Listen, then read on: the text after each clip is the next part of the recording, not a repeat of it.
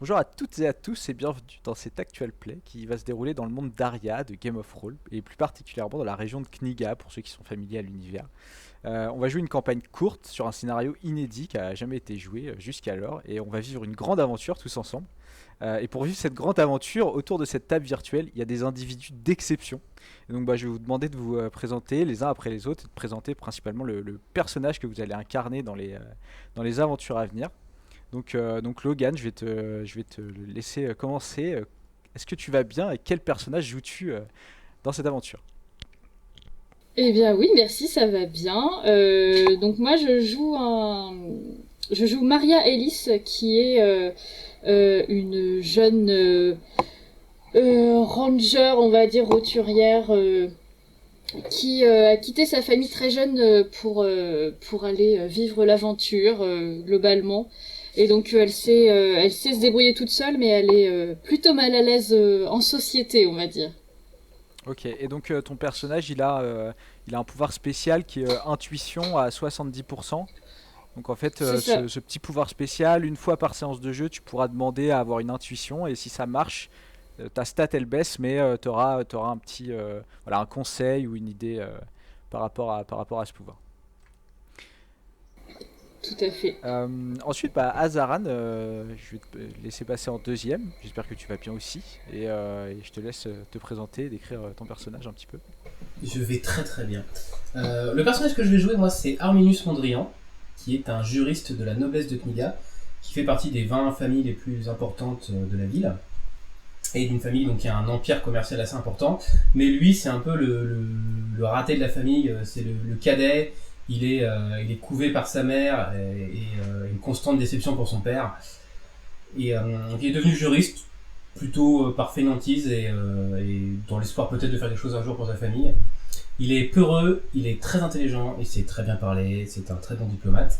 Et en revanche, c'est une bille complète quand il s'agit de se battre et de faire quoi que ce soit de physique. Voilà. Et il s'est, pour le point de vue de l'apparence, il s'est teint les cheveux en blanc simplement pour avoir l'air plus mûr et être un peu plus imposant dans le cadre de son travail.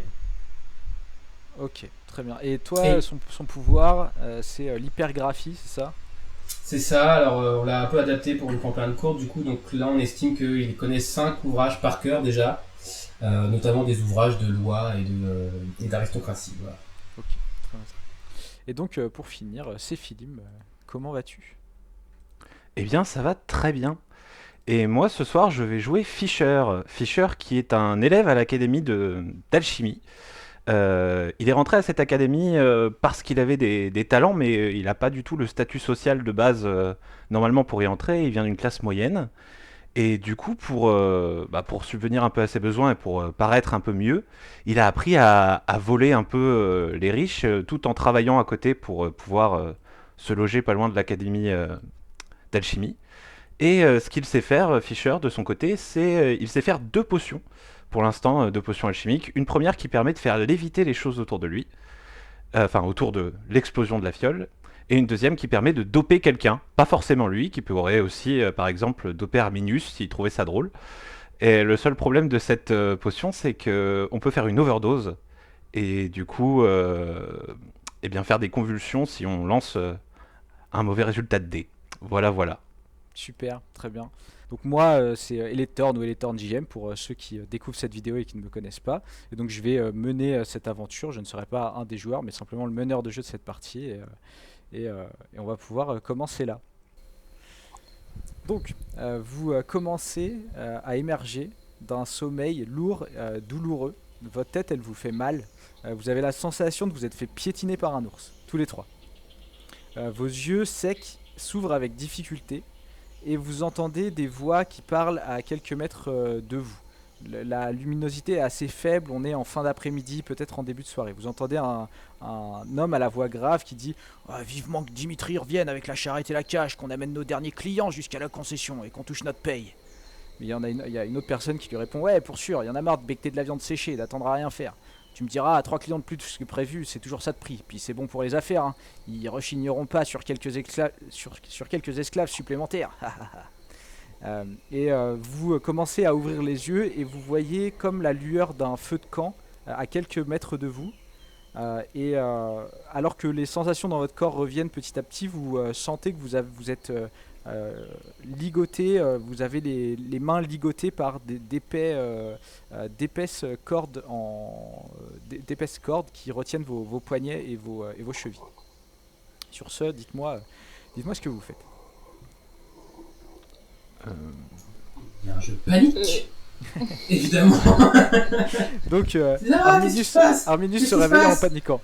Donc tu hurles, qu'est-ce qui se passe, ce qui finit de réveiller les gens autour de vous. Vous êtes tous les trois, mais il y a aussi deux personnes, un homme et une femme qui sont assis à vos côtés. Vous commencez à tourner la tête de chaque côté et il y a l'homme à la voix grave qui se tourne vers vous, qui se lève de son tabouret, qui vous regarde, il fait « Oh, c'est pas bientôt fini là, on est en train de manger, alors tu fermes ta gueule !» Donc tu pris de peur, tu te calmes, ça te bloque, on va dire, et vous voyez qu'ils sont 3-4 autour d'un feu de camp à manger, et vous avez les mains et les pieds liés. D'accord. Est-ce qu'on a les mains liées dans le dos ou devant? Non, tu as les mains liées devant, comme ça, on va dire, tu vois. Ok, très bien. Y a-t-il des cailloux autour? En effet, à moins d'un mètre de toi, tu vois un caillou. Tu vois un caillou au sol, il y en a même plusieurs. Dont un caillou particulièrement, on va dire, pointu, sur lequel tu penses que tu pourrais peut-être délier tes mains, délier tes poignets. Vous Eh êtes, ben, je vais commencer. Vas-y. pardon, vous êtes, en fait, vos cordes, elles sont retenues jusqu'à des piquets en bois qui sont enfoncés dans le sol. Donc, en fait, les cordes qui retiennent vos poignets et vos chevilles sont enfoncées, sont retenues par ces piquets en bois. Donc vous pouvez pas vous éloigner plus qu'un certain nombre de mètres de ces piquets en bois. Et le sol, il est fait d'une terre sèche à l'odeur de sable. Et vous voyez aux alentours qu'il y a des rochers qui semblent former une sorte de combe. Donc vous êtes pas dans un précipice, mais dans une sorte de vallée, on va dire, entouré par des rochers. Autour, plus loin que ça, vous êtes un petit peu dans une jungle, on va dire, mais dans un endroit où c'est une espèce de vallée dans une jungle. Et pour l'instant, vos souvenirs sont très flous, vous savez pas trop ce que vous faites là, et vous en êtes à vous dire, mince, j'ai été capturé, il y a des gens à côté de moi, dont deux, leur tête me dit quelque chose, mais je sais plus trop, et j'ai peur, et voilà quoi. Bah, moi, j'essaie de regarder autour de moi, justement, si je vois des trucs, des signes qui montreraient qui sont ces gens, en fait. Des indices qui montreraient qui sont ces gens. Alors, définitivement, tu vois que c'est pas des gens de l'armée, ils ont vraiment des tenues disparates, des armes en mauvais état. Tu en vois 4 qui sont autour du feu de camp et qui sont en train de manger. Tu sais pas s'ils sont plus nombreux ou pas. Et le camp, c'est 3 tentes. Il y a 3 tentes sur ce camp, enfin dans ce camp. Et alors que tu regardes tout ça, tu vois qu'il y a un homme que tu as l'impression de connaître, mais tu n'arrives plus à le remettre. Un homme assez jeune qui commence à ramper d'un demi-mètre et qui commence à frotter ses cordes doucement contre une pierre. Je vais te laisser la parole, Logan, aussi, parce que tu n'as pas encore trop dit ce que tu faisais. Ouais, moi je voulais j'essaye de tirer sur les cordes, voir à quel point est-ce que les piquets tiennent dans le sol. Tu as l'impression que c'est assez résistant, mais tu te dis qu'avec un bon test de force, tu pourrais arracher le piquet peut-être, mais tu sais pas à quel point ce serait discret. Mais on garderait Ouais, voilà, tu sais pas à quel point ce serait discret. Ouais, mais l'autre il a déjà... Je pense qu'on est plus discret là de toute façon. Depuis que l'homme à la chevelure blanche s'est tué à côté de vous, en effet, vous êtes plus discret qu'avant, mais voilà, là il vous regarde pas en ce moment. Donc c'est Philip, Fischer, ton personnage, commence à rompre les liens. Au bout de quelques dizaines de secondes, tu as l'impression qu'il y a quelqu'un qui tourne la tête vers toi, comme s'il voyait un mouvement, tu t'arrêtes, tu vois, genre tu te poses par terre. Et du coup, je vais te demander, est-ce que tu continues jusqu'à peut-être réussir à rompre tes liens, mais je te demanderai un test de discrétion et il y aura un risque que tu te fasses repérer, ou est-ce que tu t'arrêtes pour le moment? Tu m'as dit que tu l'avais vu, que je l'avais vu ramper. Toi, tu l'as vu commencer. Ok. Ouais. Et du coup, quand je surveille les autres en même temps, et quand je vois qu'il y en a un qui tourne la tête, à ce moment, je les interpelle pour faire diversion. Je leur dis, alors, je suis Arminius Mondrian. Ouais, ok. Si, mon père a de l'argent, mon père a beaucoup d'argent. Et il y en a une femme qui avait pas encore parlé qui répond ouais, c'est ça, ouais, et puis ma mère, c'est la reine. Est-ce qu'il y a une reine à Kniga? Alors actuellement il y a un prince, il n'y a pas de reine. Donc voilà, Très bien. Bah, voilà. C'est pas quelqu'un qui est très au sujet, très au courant de ce qui se passe dans la vie, tu vois. Mais du coup je continue, je lui dis, bah vous savez, il n'y a pas de reine à Kniga, hein, c'est un prince en ce moment. elle répond pas, tu vois. Elle fait, ouais, c'est ça. Ouais. Puis elle boit dans une shop. Et ils ont regardé un petit peu vers toi, mais ils ont pas l'air de te croire trop pour le moment. Ok. Est-ce que du coup ça a donné un peu de temps à Fisher pour... Fisher, est-ce que tu décides de le faire ou pas? Oui, je vais continuer, pour faire un test de discrétion, du coup, c'est ça? Ouais, donc grâce à l'intervention d'Arminus, tu as un bonus de 20% à ce test. Je sais plus combien tu as. Oh, j'ai 70 en discrétion. Donc tu as 90% de chance que cette action réussisse et que tu aies les mains libérées. Tu auras plus que les pieds, enfin les chevilles rattachées au pied. Et heureusement qu'il m'a aidé, étant donné que j'ai fait 79. Très bien, 79. Donc en effet, au bout d'une petite minute d'effort, tu libères tes liens, tu les caches dans ton dos et tu recules, tu te remets, vous êtes contre un espèce de gros caillou, et tu te remets contre ce gros caillou et tu te planques. Alors, vous continuez à regarder aux alentours et je vous ai pas encore montré cette carte. Je vais vous passer sur une autre vue où en fait voilà, c'est un petit peu la carte d'où vous êtes et le gros caillou en bas de cette carte c'est vous êtes adossé à ce caillou là et les brigands sont autour du feu de camp au milieu. D'accord. On va pas placer de pion sur cette carte ni rien, c'est juste pour vous donner une petite Non, c'est... voilà, une petite idée de où on est. Voilà. Et à une bonne centaine de mètres de où vous êtes, il y a ces rochers qui forment une combe autour d'eux. J'essaye de parler discrètement à ceux qui sont à côté de moi, par exemple. Hé, vous savez qui c'est ces mecs-là? Eh ben non. Mais par contre, je vais pas rester là longtemps. Ah ouais, je pensais exactement pareil. On se connaît, non? Bah tu me dis quelque chose là comme ça, mais je t'avouerai que c'est flou. C'est très très flou. Alors faites-moi tous un test d'intelligence. À partir du moment où vous aurez tous les trois réussi votre test d'intelligence, il y aura un flashback général. Moi j'ai fait 49, je crois que j'ai 50 de mémoire. Tu as même 70 il me Moi semble. j'ai fait 20 pour 90, donc ça va. Oui, bah non. Hein. T'as fait combien? Notre maillon faible, je le savais que notre maillon 81, faible... j'ai 45, ça va être compliqué. Donc hein. vous avez l'impression de vous reconnaître. Vous savez que vous avez voyagé plusieurs jours ensemble, en tout cas Fisher et Arminus, c'est ce dont vous vous rappelez. Mais pour l'instant, les choses sont encore assez floues. Moi j'ai quand même, vers Maria, je sens l'odeur me rappelle quelque chose. Je ne saurais pas dire quoi, mais une odeur assez forte qui me, quand même, ça me rappelle des souvenirs un peu, tu vois. C'est le sanglier. Ouais. Vous voyez de l'autre côté du feu de camp, contre la tente du milieu, il y a une table avec des affaires et vous repérez notamment vos affaires. Donc là actuellement vous n'avez quasiment rien sur vous à part vos vêtements, mais toutes vos affaires sont là-bas. Question importante, est-ce que j'ai ma bague sur moi ou pas? Ouais, tu as ta bague sur toi. En effet, okay. Ça on l'a pas encore dit, mais Arminus Mondrian a une bague assez commune, on va dire, sur lui, mais qui peut peut-être le sortir d'un mauvais pas. Tu as cette bague sur toi. Est-ce que ce serait envisageable que je me lève, que j'aille jusqu'à la table, que je prenne une dague et que je libère les autres? Alors, cette table, elle est de l'autre côté du feu de camp, après les gens. Ah oui. Donc, non, donc c'est non. compliqué. Vas-y, essaye, on te regarde. Hein. Je pense qu'il faut attendre qu'ils aillent s'endormir et peut-être qu'ils vont rester qu'un seul et là ce sera peut-être possible de faire quelque chose. Pendant que vous parlez, en tout cas, et que vous vous regardez un petit peu effrayé ou dubitatif, on va dire, les brigands ou les hommes et femmes qui sont autour de ce feu de camp continuent de parler. Donc il y a quelqu'un qui dit allez tiens, envoie-moi cette eau de vie, arrête de la garder pour toi. Puis la femme répond ah très drôle. En attendant, je te rappelle que tu prends ton tour de garde comme les autres, alors tu t'ennives pas au point de t'endormir pendant ta garde. Et voilà, plusieurs discussions qui continuent comme ça. Est-ce que vous attendez simplement que les gens finissent leur repas et aillent se coucher? Moi je repère celui qui vient de se faire entre guillemets recadrer par la chef. Ok, très bien. Ouais, je repère bien sa tête. Okay. Moi j'essaye de... Je demande à Fisher s'il peut me filer son caillou pointu. Non, alors le caillou il dépasse du sol, tu sais que tu peux y aller aussi. Ah, mais c'est pareil, c'est pas très okay. discret, tu vois. Mais il dépasse du sol, mais c'est pas un caillou que tu peux ramasser. C'est genre un roc qui dépasse un peu du sol et qui a l'air d'avoir une arête assez tranchante. Mais tu peux y accéder si tu veux. Je suis nulle en discrétion, donc quitte à faire un move un peu sympa, moi j'ai envie de tirer sur les cordes et de gueuler, donc non, je vais rien faire. Okay. Sinon je vais encore me faire engueuler. Donc vous continuez d'attendre. Pour l'instant, le repas continue. Les deux personnes qui sont à côté de vous ont pas trop parlé, mais vous voyez qu'elles sont vraiment apeurées, qu'elles osent pas réagir et que elles ont l'air en très mauvais état. Enfin, elles ont des vêtements abîmés, elles ont été un petit peu tabassées.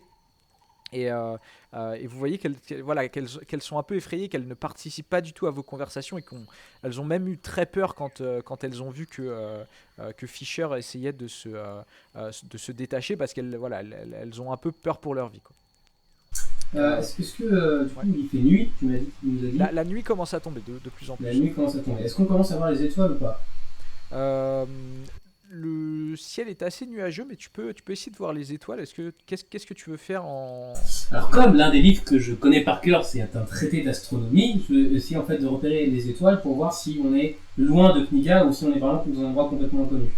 Ok, très bien. Alors fais-moi un test d'intelligence à moins 20% cette fois-ci, à cause du ciel Moins 20%. partiellement voilé. C'est 42, ça passe largement.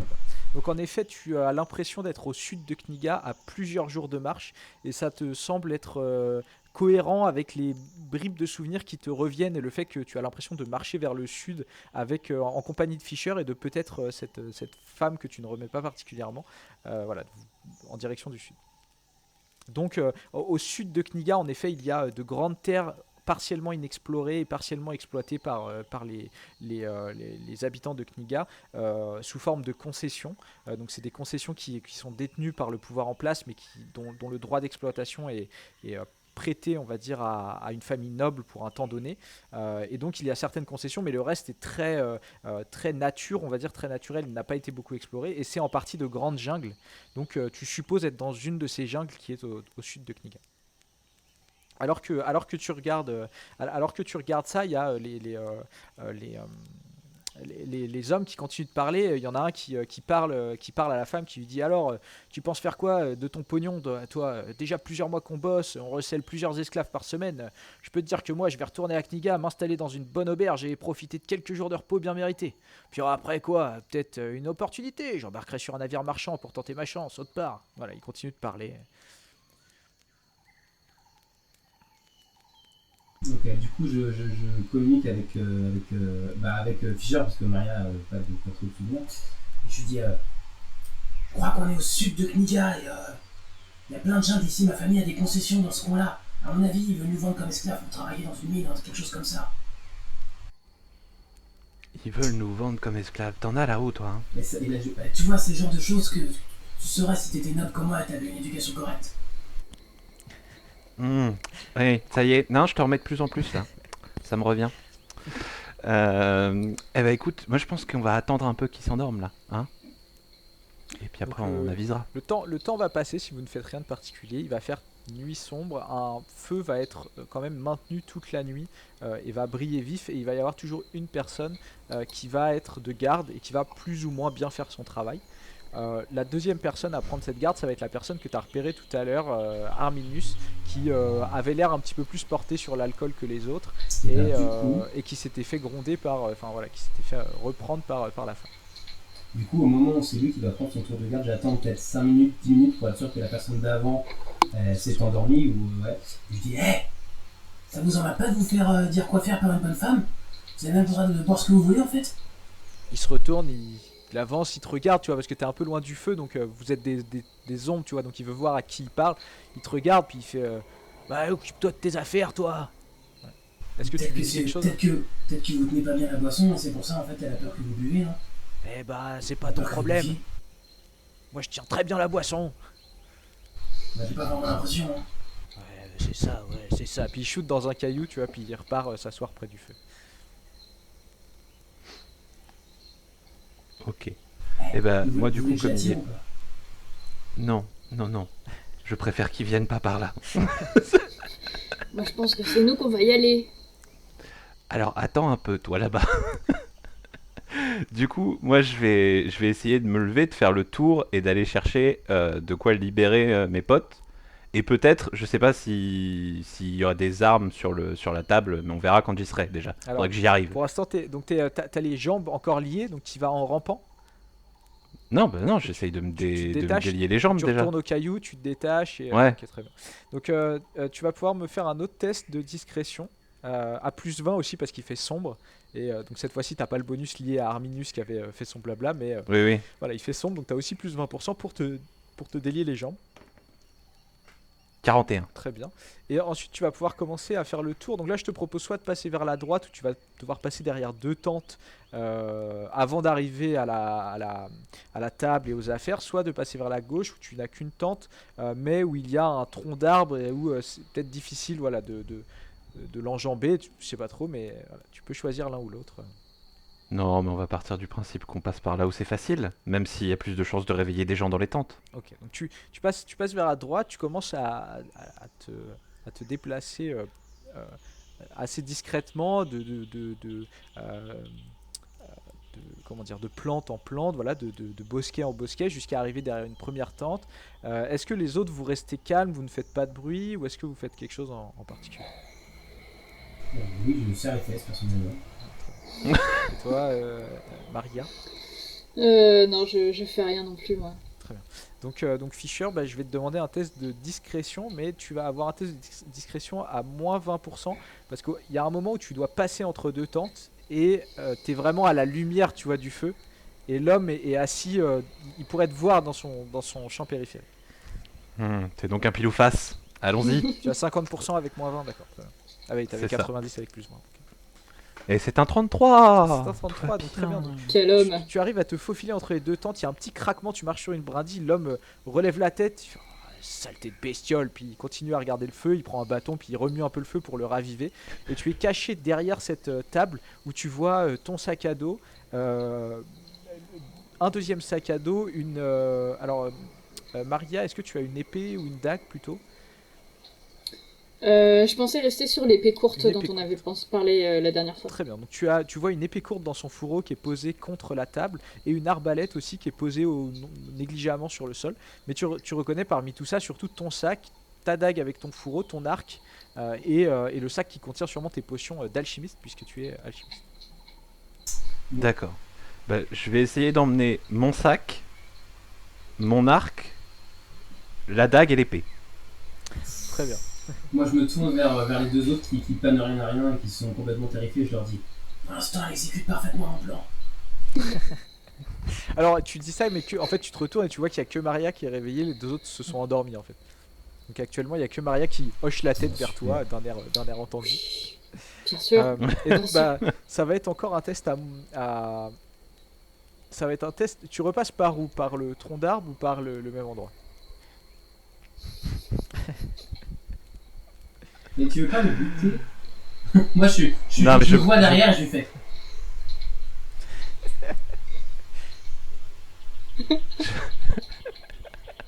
Est-ce que je le vois ou pas? Non, il est trop loin. Non, T'as l'impression qu'il y a une ombre qui bouge de l'autre côté, mais tu sais pas trop ce qui se passe. D'ailleurs, ça te stresse un peu. T'as peur qu'ils partent sans toi ou qu'ils essayent de faire quelque chose alors que t'as pas fini ton plan. Tu vois. Je vais passer par le côté où il y a le tronc. Ok, très bien. Donc tu prends tout ça sur toi. Pour chaque affaire que t'as emportée, ça te fait moins 5% à ton test de discrétion, donc t'as moins 20. Et le tronc d'arbre, il t'apporte, il t'enlève 10% aussi. Donc t'es à moins 30%. Ok, donc on est sur du 40%. Pourquoi le tronc d'arbre m'enlève des pourcents? Parce qu'il faut qu'il l'enjambe. Parce qu'il faut que je qu'il passe le par-dessus. contourne, Et il fait sombre. Et du coup, il peut faire craquer une branche voilà, plus facile. Bah, du coup, Ah, t'es moi, généreux, moi j'aurais dit. je vais me Ou mettre à se chanter toller à ce moment-là. complètement. Ou se toller. Parce que je vois ça et du coup, je me mets à chanter. Tu te mets à chanter. Ouais, je me mets à chanter. Mais pas trop fort, mais juste, j'essaie en fait d'attirer l'attention discrète. Je veux pas réveiller les autres, mais j'essaie d'attirer l'attention du mec qui est sur le feu. Ok, alors fais-moi un test, lance-moi un dé et on va dire que tu as 50% de chance de réussir et 50% de chance de réveiller les autres en chantant. Tu les as réveillés. J'ai fait 59. 59. Bah voilà. Tu te mets à chanter un peu trop fort et l'homme fait mais c'est pas bientôt fini, tais-toi. Et il y en a un autre qui fait mais vous allez vous la fermer là, j'arrive pas à m'endormir dans la tente. Et du coup il y a la femme qui fait mais fermez vos gueules, putain c'est la nuit. Et donc tout le monde se met à gueuler. Ok. Et j'en profite. Donc t'en Mon plan profites. se déroule sans accroc, excusez-moi, hein, pour l'instant tout va bien. Donc tu me fais un test à moins 20% au lieu de moins 30, vas-y. Ok. Donc, encore une fois, un coin toss. Ah, et c'est un 89, mesdames et messieurs. Donc la première moitié de trajet se passe bien, mais à un moment ça se déroule mal. Je te laisse m'expliquer comment tu te fais repérer et par qui. Bah alors, c'est-à-dire que en passant sur le tronc, j'avais pas anticipé, j'avais pas vu, mais il y avait une plaque de mousse. Et en fait, je glisse dessus, je me casse la gueule. Du coup, l'épée et la dague font du bruit et je réveille les gens du coup qui sont dans la petite tente derrière le tronc là. Ok, très bien. Alors, comme tu te casses la gueule, lance-moi un dé. Juste un dé 10, si tu fais 1, tu brises ton arc. Si tu fais 2 ou 3, tu casses quelques-unes de tes flèches.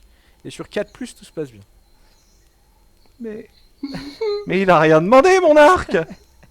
J'ai fait 10. Très bien, tout se passe bien. Donc tu tombes, tu poses ton arc sur le côté, tu t'écroules par terre. Les gens dans la tente font il y a du bruit, il y a du bruit. Donc c'est une tente où il n'y a qu'une personne. Une personne qui commence à sortir en trombe, l'autre se relève, il était assis près du feu, il se relève, il fait comment ça, il y a du bruit, bah oui il y a du bruit, il y a un connard qui a chanté, et il commence à s'approcher en direction de vous, des prisonniers, et toi t'es à encore 2-3 mètres d'eux.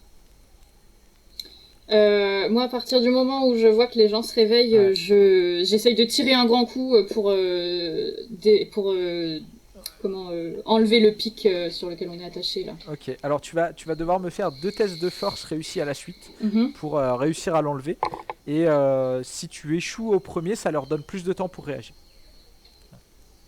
Ok. Donc je te laisse faire un premier Alors, test. du coup, premier, 27 sur 75, on est bon. Sans problème. Et deuxième, j'ai fait tomber mon dé et ça fait 54. C'est 54. bon aussi. Ok, et donc tu te relèves en criant, je suppose en criant un petit peu fort, Oui. genre ah, et puis tu tires un coup. Et donc en fait tu as encore les deux mains liées, tu t'étais pas détaché il me semble, Ouais. mais tu arrives à arracher ce pieu qui était enfoncé dans la terre et à le récupérer, à l'avoir dans les mains. Donc tu as une espèce d'arme de fortune, mais tu as les mains encore attachées et les pieds liés aussi. Au moment où elle fait ça, Et puis j'ai les autres attachés au même du coup. Est-ce qu'on est tous attachés au même pieu ou est-ce qu'on a un pieu par personne? Vous êtes tous attachés au même pieu, donc si tu t'éloignes, les Ouais. autres ils doivent te suivre. Donc je dois Ok. tirer derrière. Du coup, moi j'essaie de me lever à peu près en même temps, j'essaie de Ouais. suivre le... Enfin, en tout cas, j'essaie de pas l'handicaper quoi. Ok. Alors il y en a Est-ce deux que- qui est-ce que sont je fais un encore test ou apeurés au sol, mais donc tu te relèves et t'essayes de la suivre un petit peu. Ouais. Et au moment où elle se relève, elle sort le pieu du sol, je me tourne vers les deux qui sont réveillés, je fais Très bien. Donc ça te laisse un peu de temps. Ils commencent à sortir leurs armes, tu vois, à dire c'est pas possible, les esclaves s'enfuient, les esclaves s'enfuient. Et qu'est-ce que tu fais, Fischer, quand tu vois que Maria a l'air de prendre les choses en main? Moi j'ai essayé de courir vers elle et de lui envoyer une dague en fait. De lui envoyer ma dague pour qu'elle se libère parce qu'avec une épée Ok, courte ça va très être compliqué. Donc tu sors la dague de ta dague de ton fourreau et tu lui jettes en lui disant ah et toi et tu jettes. C'est ça ouais. Ok, très bien. mais est-ce qu'on ferait pas mieux? Ouais. Fais-moi un test de combat à distance, même si c'est pas vraiment du combat à distance, mais plus tu le réussis, plus ça va être facile pour Maria. Et Maria, tu auras un test de réflexe à faire. T'as 80%. J'ai 80 en de réflexe. réflexe. Alors le lancer de dague j'ai un peu fait ça toute ma vie. T'as fait combien alors? Du coup j'ai fait 4. Bah alors, ne t'embête pas à lancer les dés, Maria. Il fait un lancer parfait. La poignée de la dague retombe dans ta main droite si tu es droitière, dans ta main gauche Est-ce que si tu es vu qu'il a gauchère. fait une réussite critique, on peut dire que le pommeau rebondit, assomme un mec et ensuite arrive plus dans les mains?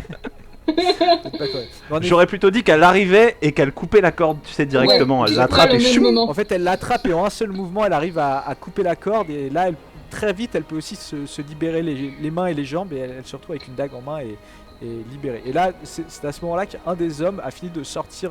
Il a une hachette. La hachette que tu utilises pour faire du petit bois, tu vois, c'est pas une hache de combat. Il a une hachette au côté qu'il a sortie et il commence à s'avancer vers toi, Maria, en disant tu vas te rasseoir tout de suite et lâcher cette dague. Et il avance avec vraiment la volonté de t'attaquer si tu ne fais pas ce qu'il dit. Oui, tout à fait. Donc du coup j'y vais et puis j'attaque. Très bien. Donc tu vas me faire un test de combat rapproché.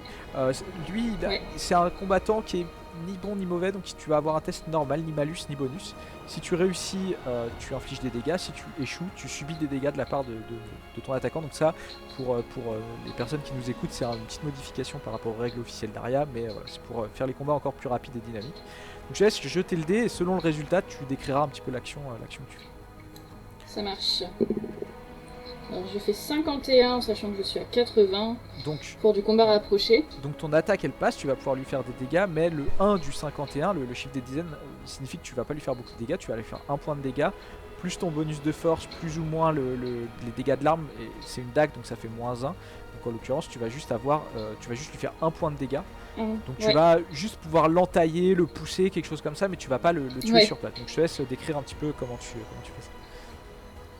Alors du coup, je pense qu'il s'attendait à ce que je me rassoie gentiment en ayant très peur de sa petite hachette, et donc du coup il ne s'attend pas à voir que je lui fonce dessus avec ma dague.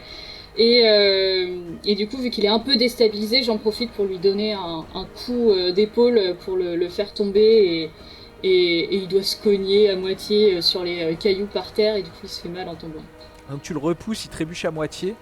Son copain arrive à côté de lui et fait mais c'est pas possible, il se rebelle vraiment. Et ils vont pouvoir se relever et continuer à t'attaquer. Mais en attendant, est-ce que Arminius et Fischer vous faites quelque chose en particulier pendant que le combat commence du côté de Marie?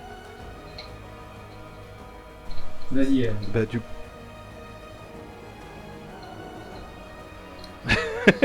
Du coup, moi, je vais prendre mon arc qui n'est pas cassé et et je vais encocher une flèche pour essayer de voir ce que je peux faire de loin. Bah, t'as les deux ennemis, mais qui sont très proches de Maria, donc ça te paraît difficile de pouvoir les toucher sans difficulté. Mais le temps d'encocher ta flèche et de commencer à bander, tu vois un homme qui sort d'une troisième tente, et tu te dis que ça ferait une cible parfaite, donc tu le mets en joue pour voir ce qu'il fait. Donc je te laisse faire un jet de dés pour ton tir. Arminius, est-ce que tu fais quelque chose en particulier? Oui, en fait, maintenant que le piquet est sorti du sol, j'essaye de me tortiller, entre guillemets, pour soit le faire passer au-dessus de la corde ou en dessous. Enfin, j'ai trouvé un espèce de moyen de me libérer, en fait, si possible. Bah, tu vas pouvoir détacher la corde du piquet, mais du coup tu seras encore... tes mains et tes chevilles seront liées, mais tu seras plus rattaché au piquet si tu veux. Bah, c'est déjà ça. C'est déjà ça, très bien. Bah Maria, je te laisse faire un jet de combat à nouveau, mais cette fois-ci t'as moins 10% parce qu'ils sont deux contre toi. Parce qu'ils sont deux. Ouais. Fischer, Tout à fait. combien as-tu fait à ton jet de... J'ai fait 68, j'ai 70 en combat à distance. 68 pour 70, donc là c'est un arc... Est-ce qu'on avait défini quel arc tu avais? Non, pas vraiment. On va considérer que c'est un simple arc, c'est pas un arc court, c'est un arc standard qui fait +1 en dégâts. Donc avec ton 8 Ok. de je sais plus 68 ou 58. Oui, c'est ça, 68.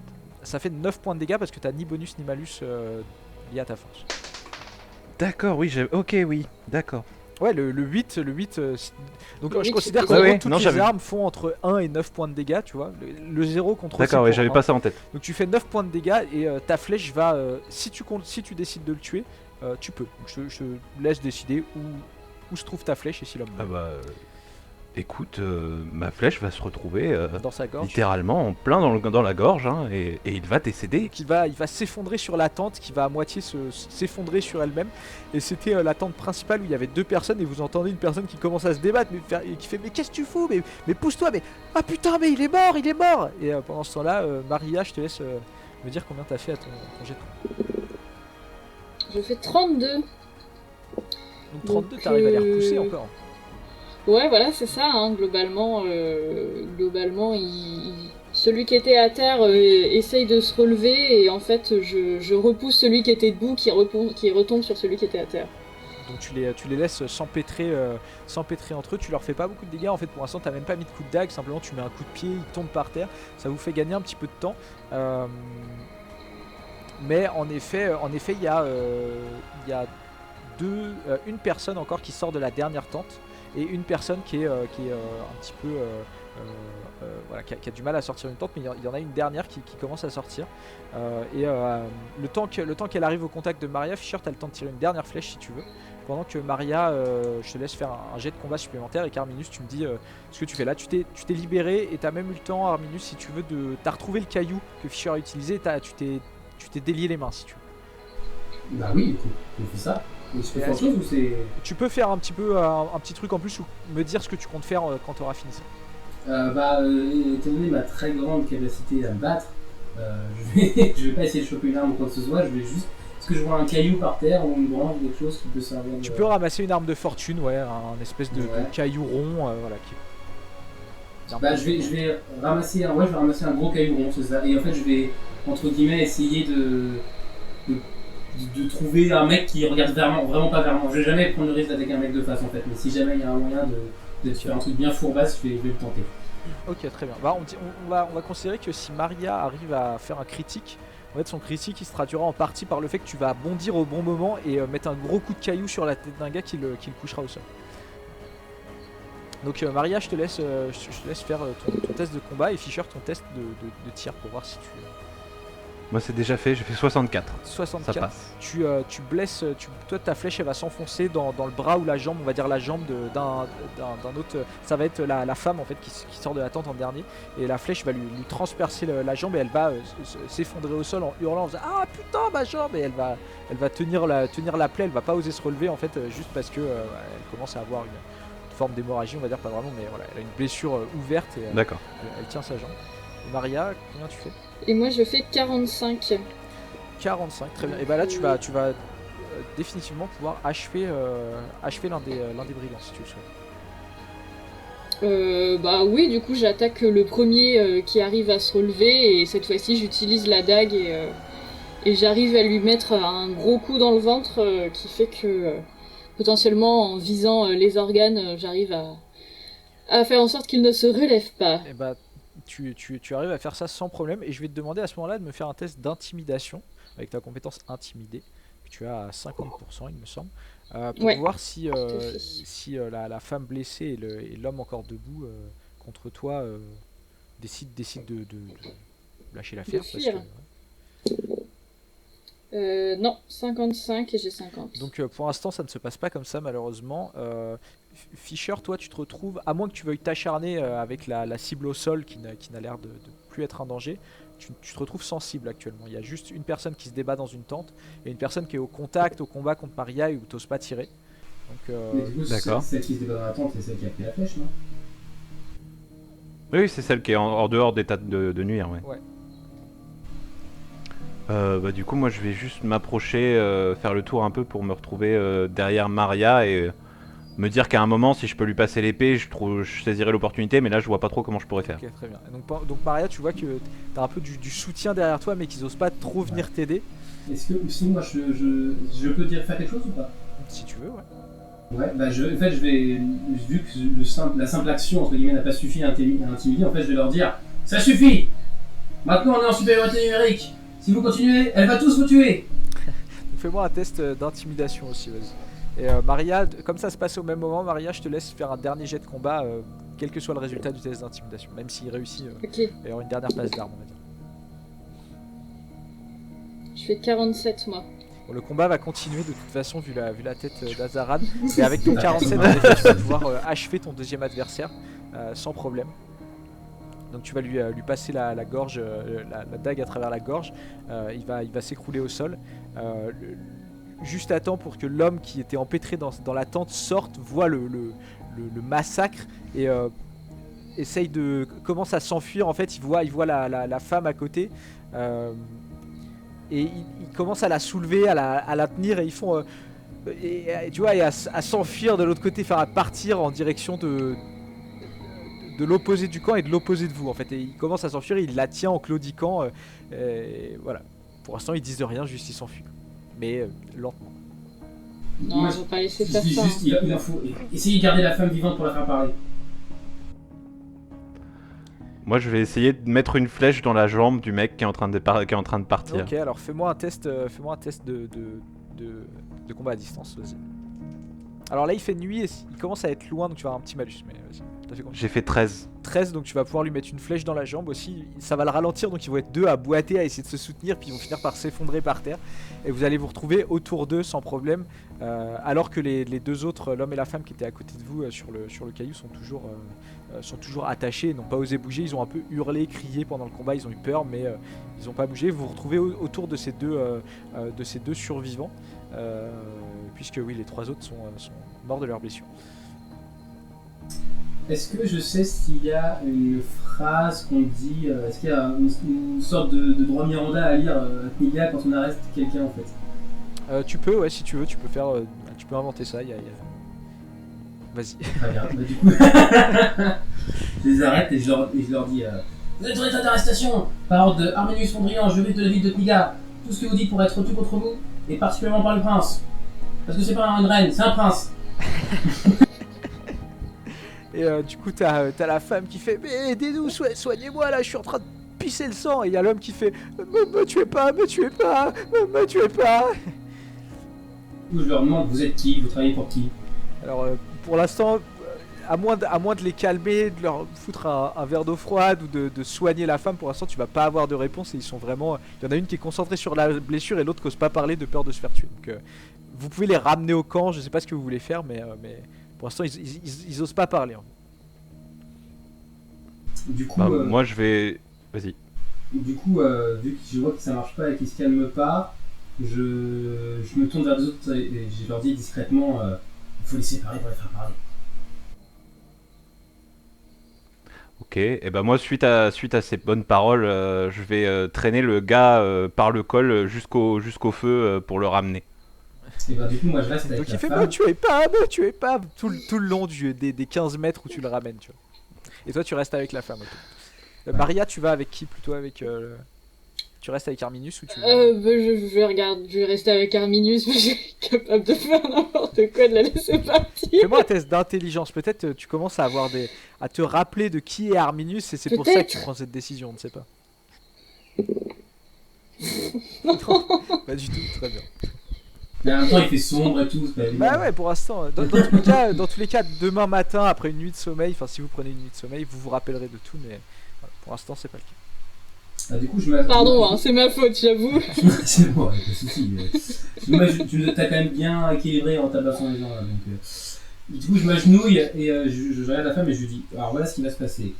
Si vous voulez qu'on vous soigne et qu'on vous laisse partir en vie, vous allez nous dire pour qui vous travaillez et pourquoi vous nous avez capturé. Sinon, vous voyez ma compagne ici, elle va vous finir. Oui, non, mais me tuez pas, mais soignez-moi, et je vous dis tout. Je travaille pour moi, je roule pour ma propre bosse, on capture des voyageurs. Oh, putain, ça fait mal. On capture des voyageurs, on fait comme si c'était des esclaves, on les habille mal et on les ramène aux concessions.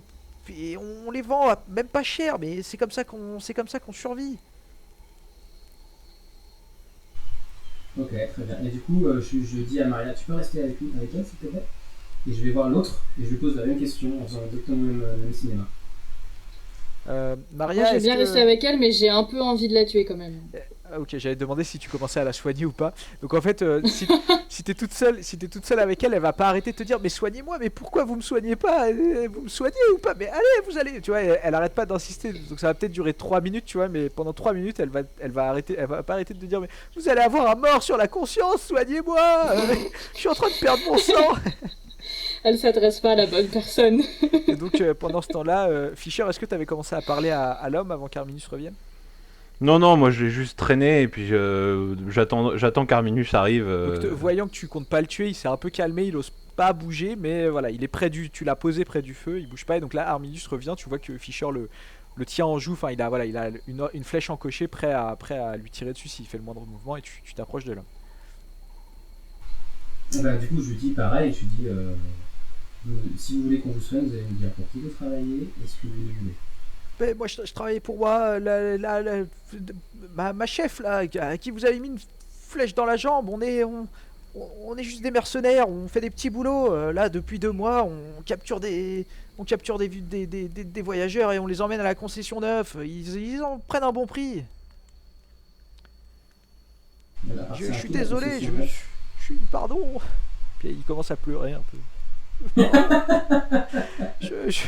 Promis, je ferai amende honorable. Je recommencerai pas. D'accord. Mais tu vois qu'il pleure. Il est un peu plus jeune que les autres. Vous vous en étiez pas rendu compte, mais c'est sûrement le plus jeune de tous. Il a la vingtaine. Tu vois. Ok. Du coup, ils ont l'air mûrs entre guillemets et qu'ils ont pas l'air. Est-ce que c'est nécessaire que je fasse un test de psychologie pour voir s'ils mentent, mais je pense pas. A priori, non, vraiment, il te mente pas. Il y a rien de caché derrière. Voilà.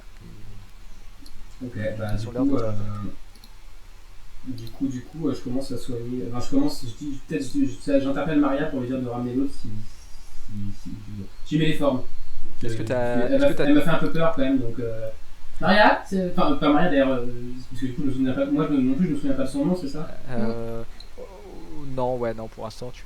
Ok. Je lui dis, mademoiselle Lagarrière, vous pouvez la ramener s'il vous plaît? En vie ou morte? Est-ce que tu l'as Plutôt tué en vie pour l'instant. Est-ce que tu l'as tué avant qu'il t'appelle? Est-ce que tu l'as déjà tué parce qu'elle était agaçante ou tu l'avais maintenue en vie? Franchement, c'est possible. Non, il a quand même. Le gars, il a répondu tout de suite à sa question, donc j'estime que ça a pas pris Ok. suffisamment de temps pour qu'elle m'agace suffisamment. Ok. Donc tu la ramènes Hmm. en plus ou moins bon état. Elle continue de saigner. Elle continue d'être. Les deux Ah sont bah, blessés. je la tire juste par le bras, et puis tant pis si ça lui fait mal, hein, ça, c'est pas très grave. Donc vous retrouvez avec ces deux euh,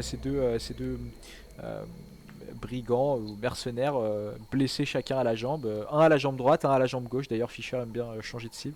Et, euh, et, euh, et voilà, ils sont allongés près du feu, tremblotants et blessés. Ils sont en train de perdre du sang. Ouais. J'imagine que d'après la loi de Kniga, il y a une loi qui dit que les forces de l'ordre n'ont peut-être pas le droit logiquement de laisser crever les gens. Enfin, j'imagine que Non, c'est. ouais.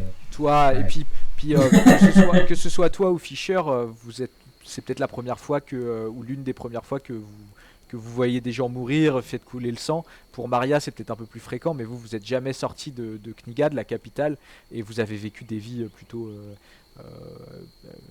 paisibles, on va dire, même si Fischer a dû faire des petits boulots peut-être pour s'en sortir, il a jamais eu à tuer quelqu'un, et il est adroit à l'arc plus par nature que parce qu'il s'en est déjà beaucoup servi. Donc ça peut ça vous paraîtrait un petit peu sans cœur de les achever. Et en plus, toi, tu sais que c'est pas comme ça qu'on fonctionne. Normalement, ils doivent passer devant un tribunal constitué d'un juge. Et s'il y a une sentence, elle est appliquée par un bourreau, elle n'est pas appliquée par le juge. Ouais. Du coup, je leur dis d'après la loi 55C de l'article de loi du livre de loi de Kniga, eh bien, nous n'avons aucun droit de tuer des gens en nous faisant juge, jury et bourreau. Donc il va falloir qu'on les soigne et qu'on les ramène en prison. Et en disant ça, je commence à m'agenouiller près de la femme, parce que j'estime que c'est la chef et donc c'est la priorité pour la soigner.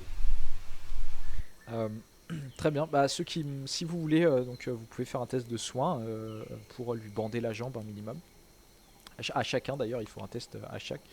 Euh, Alors moi, je suis nul en soins, Ouais. donc je vais Moi, pas. j'ai fait 13 et c'est une confiance à 50%, donc ça passe pour moi.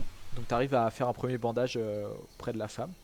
Et on peut considérer qu'avec le même test, tu arrives à faire la même chose. Donc ils vont, voilà, Oui, ils vont, j'imagine que Maria va pas trop m'aider à soigner là, pour l'instant. Ah, je veux bien essayer, mais je suis pas sûre de réussir, hein, franchement. ils vont peut-être jamais remarcher normalement. Tu vois, c'est pas c'est pas un soin très propre et voilà, mais ils vont peut-être mettre des mois à s'en remettre, mais ils vont survivre et ils vont pas mourir de cette blessure en tout cas.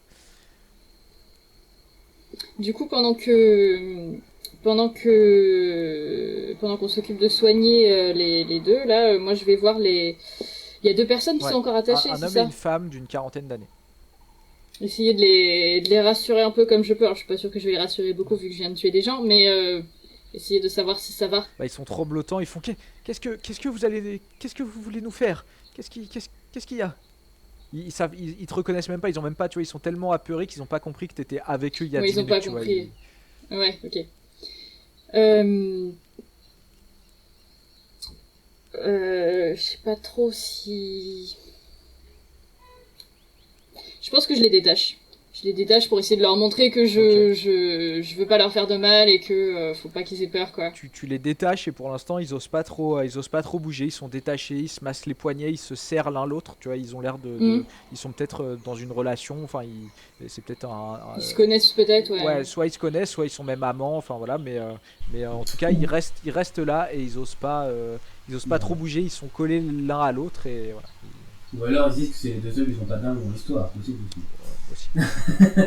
Moi, du coup, les autres, ils sont. Je vous propose qu'on les attache en fait. Genre, je vous dis, je pense qu'il faudrait les attacher, les deux, même s'ils sont blessés. Au moins leur attacher peut-être juste les jambes, ça suffirait, ou juste les mains, vu qu'ils sont blessés aux jambes. Donc vous les attachez, ouais. Bah oui, carrément. Ouais, du coup, on peut récupérer les cordes qu'on avait nous Ouais, pour vous attacher. trouvez des cordes, enfin vous trouvez, vu qu'il y a des tentes, les tentes elles sont fixées avec des cordes et il y a pas mal voilà, de cordages de rechange, donc vous trouvez sans problème de quoi les attacher, vous les saucissonnez vous n'êtes pas forcément très doué à ça, mais toi, Maria, c'est pas la première fois que tu attaches des gens parce que peut-être que dans ton passé, t'as peut-être été un peu chasseur de primes pendant un temps, on sait pas trop, mais en tout cas vous arrivez à les saucissonner, à faire en sorte qu'ils soient allongés et qu'ils puissent plus bouger sans que vous le souhaitiez. D'accord. Moi, par principe, je vais les attacher à un petit poteau dans le sol. Comme ils ont fait, quoi. Comme ça, ils nous ont fait. Exactement. Œil pour œil, poteau pour poteau. Exactement. Et du coup, moi, à la lumière du feu, je regarde Fischer et je dis, il me semble qu'on se connaît quand même, non? Bah alors là, Ils sont après tout déjà ce qui vus, vient de hein. se passer, oui, mais j'arrive pas à te replacer. En effet, Elle aussi, hein, je la connais, hein, mais Est-ce que si on met nos affaires sur la table, on sait quand même que c'est nos affaires? Ouais. Est-ce que, du coup, ok. Du coup, moi, je vais aller récupérer mes affaires. Je sais pas s'il y a grand chose. Il y a peut-être une sacoche à moi. Ouais, Il n'y a pas d'armes, de toute t'as façon. un gros sac rempli de provisions. T'es quelqu'un, tu vois, de très prudent. Et en fait, tu te rappelles que t'étais parti pour plusieurs jours loin de la civilisation et t'avais emmené une bonne quantité de nourriture, tu vois. Et une Probablement couverture trop, d'ailleurs. chaude. Ouais. Et du coup, je vais essayer de fouiller mes affaires et tout pour voir si je vois un indice de la raison pour laquelle on serait parti de Kniga. Surtout qui m'aurait forcé moi, qui serait jamais sorti de la ville de mon plein gré, à me barrer comme ça dans les étendues sauvages. Et bah, tu fouilles ton sac et très rapidement, tu sors une missive qui porte le sceau de ta famille, le sceau des Mondrian.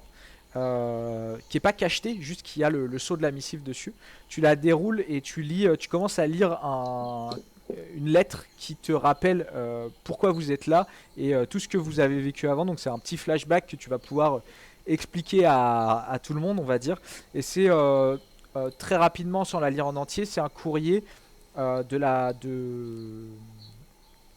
c'est pas vraiment un courrier, c'est un mandat officiel de Ladislav Mondrian, qui est ton oncle, qui te donne un petit peu autorité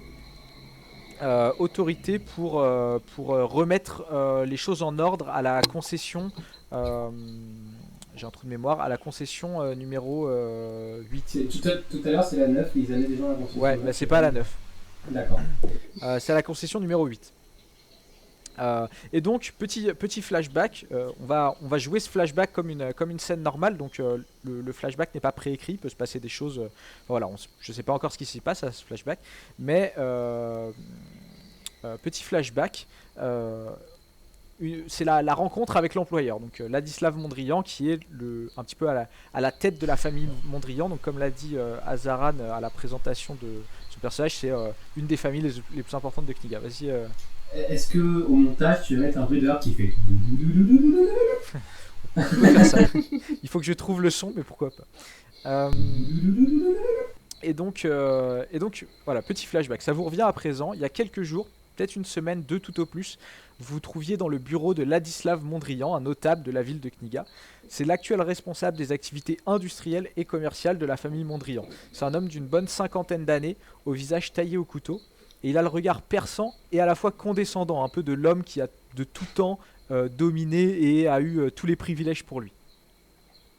Et donc vous êtes devant son bureau. Lui, il est debout derrière son bureau, assez droit, assez solennel, on va dire. Toi, Arminus, t'es assis sur une chaise. Tu as l'habitude de travailler avec cet homme, même si c'est quelqu'un que tu respectes beaucoup et voilà, avec qui tu as des relations pas forcément très familiales, mais professionnelles, on va dire. C'est quelqu'un avec qui tu as pu travailler et qui est très important dans ta famille. Fischer et Maria, vous êtes debout et vous êtes des employés. Vous avez répondu à une annonce pour une annonce rémunérée et vous venez de rejoindre ce bureau-là. Et donc Ladislav se tourne vers vous et vous dit si je vous ai fait venir ici, c'est pour une raison bien précise.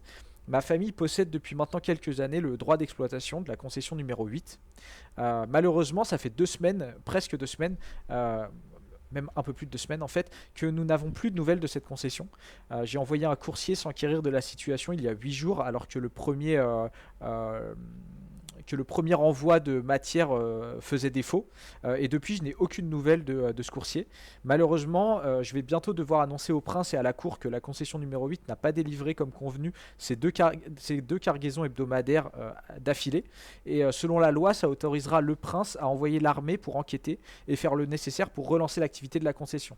Malheureusement, ça va être un tort très important pour ma famille. Et avant cela, j'ai besoin que la situation soit résolue de sorte à ce que quand l'armée arrive là-bas, les envois aient déjà recommencé et que le travail est déjà recommencé. Donc j'ai besoin de vous pour aller au plus vite à la concession, pour faire tout ce qui est en votre possible pour relancer les livraisons et tout cela au plus vite. Et C'est des la, concessions la de co- quoi? la concession numéro 8, elle est assez loin. C'est une concession qui se situe c'est une concession qui se situe dans les collines creuses au sud de Kniga, à quasiment 10-12 jours de marche. Et c'est une concession qui produit principalement des minéraux de valeur et qui produit aussi des cristaux de Kniga. Donc les cristaux de Kniga, qu'est-ce que c'est? Je vous en ai un petit peu parlé. C'est une ressource qu'on ne trouve qu'à Kniga, qui est très rare. Et c'est des cristaux qui, quand ils sont enflammés, peuvent brûler éternellement et peuvent générer une source d'énergie éternelle qui permet au peuple de Kniga d'animer des automates un petit peu...